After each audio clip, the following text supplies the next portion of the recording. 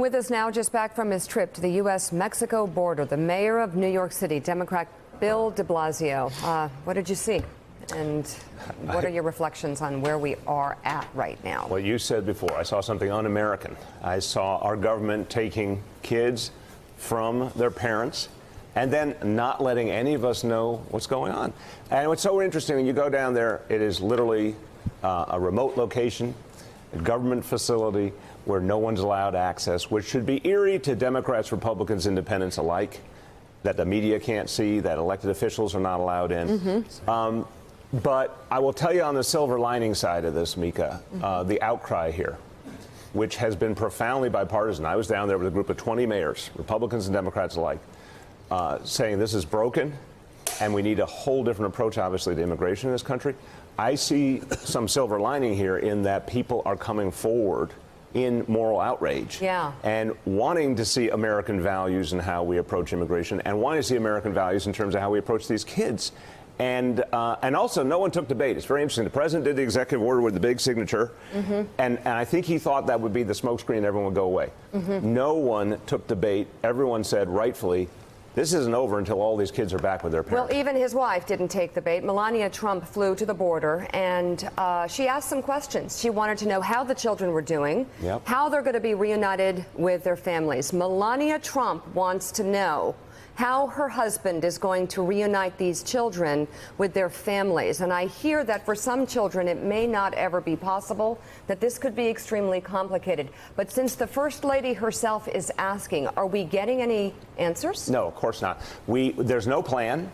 Look, if the president wanted to acknowledge the error of his ways, he should have put forward a plan at the very same time to say, in the next 30 days, the next 60 days, whatever it is, we will reunite all these families. Here's how. What is actually happening, Mika, and we're seeing it in New York City with the hundreds of kids that come here, is we are working with the social service providers who are taking care of these kids to get the kids lawyers, to get the parents thousands of miles away lawyers, so they can actually navigate the process of reuniting as a family. So the federal government's not doing it.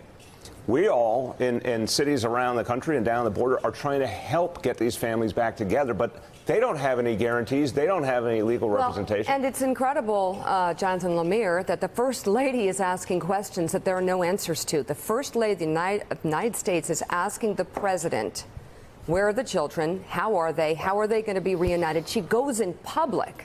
And this is embarrassing for him because he has no answers. We're not getting any. She's not getting any. And it's emblematic of the federal government's just utter lack of control of the situation. So, Mr. Mayor, you just alluded to it. New York City, thousands of miles from the border, is now playing a role here.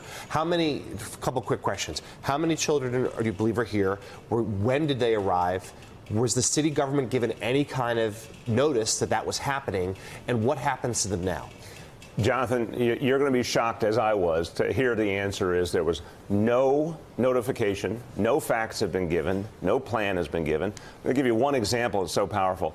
At this center in East Harlem, there's a young boy named Eddie. He's 9 years old. He's from Honduras. His mom and he fled a very violent situation, seeking asylum. He's taken from his mom in Eagle Pass, Texas, 2,000 miles away, put on a bus with a federal escort, sent to New York City. No sense at all for him when he's ever going to see his mom again. I mean, this is happening in this country. You talk about un-American. How on earth are taxpayer dollars going to separating mothers from children, and then there's not even a semblance of accountability as to when it ever ends? So no, we were never told there were kids in our city. I found out by going to the center directly, sitting down with these social service professionals who are trying to help these kids. It absolutely blew me away. I said, how many are here now because of the policy that started in May, the family separation policy, with, absolute straightforward. They looked me in the eye and they said 239 kids at that moment were in that center, and that's one of 3 centers in New York City. And now what we're seeing around the country is, and I talked to my fellow mayors, Republican and Democrat, they're now finding what they thought was they had no kids. Turns out they have dozens, they have hundreds. None of us have been given the facts. So we're demanding of the federal government, lay out exactly where these kids are, who's taking care of them, what kind of help are they getting, when will they be reunited with their families, and not a single clear answer yet.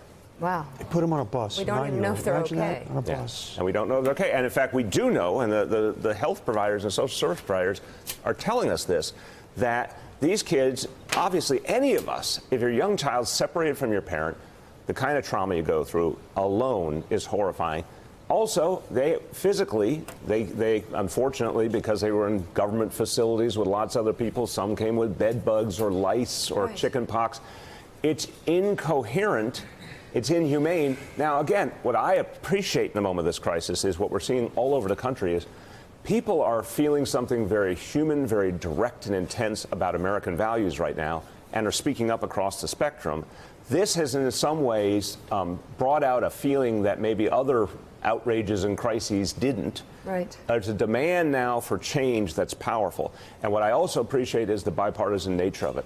I am seeing a lot of powerful Republican voices, including my fellow mayors who were at the border with me yesterday, who are saying this transcends party. Now, this may, in crisis, we may see something very healthy, that people are arm in arm. We were literally Democrats and Republicans standing next to each other in literal common cause. The president has manufactured a crisis that is a nightmare for little children. Mayor Bill de Blasio, thank you very much. Thank you. Up next, President Trump reflects on the, quote, very tough hand his administration was given.